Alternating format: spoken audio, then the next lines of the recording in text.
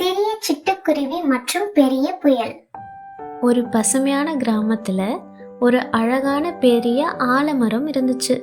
அந்த ஆலமரத்துல பல பறவைகள் வாழ்ந்து வந்தன. அந்த மரத்தில் நிறைய சிட்டுக்குருவிகள் இருந்துச்சு. அதுல சின்னு என்ற ஒரு சிட்டுக்குருவி எப்போதும் விளையாடி கொண்டே இருப்பான். ஒரு நாள் வானம் கருமையாகி காற்று வேகமாக வீசத் தொடங்கியது.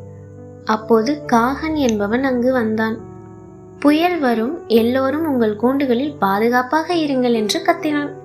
ஆனால் சின்னு, நான் இன்னும் விளையாடி கொண்டே இருப்பேன், புயல் எனக்கு என்ன செய்யும் என்று சிரித்தான். அவன் கிளையிலிருந்து கிளைக்கு பறந்து மகிழ்ச்சியாக விளையாடி கொண்டிருந்தான். சில நிமிடங்கள்ல புயல் தீவிரமாகியது. மலை சின்னுவின் சிறிய இறகுகள் மீது நனைத்து காற்று அவனை சுழற்றி எரிஞ்சிச்சு. சின்னு உடனே பயந்து அம்மா என்ன செய்வது என்று அழத் தொடங்கினான்.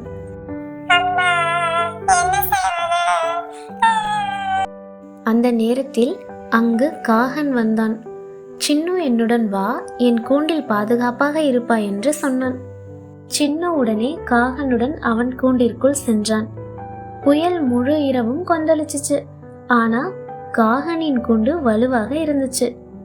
அடுத்த நாள் காலையில சூரியன் உதிக்க வானம் தெளிந்து சின்னு காகனை பார்த்து, நன்றி காகன் அண்ணா, இனிமேல் எச்சரிக்கை கேட்டால் கேட்டு நடப்பேன் என்றான்.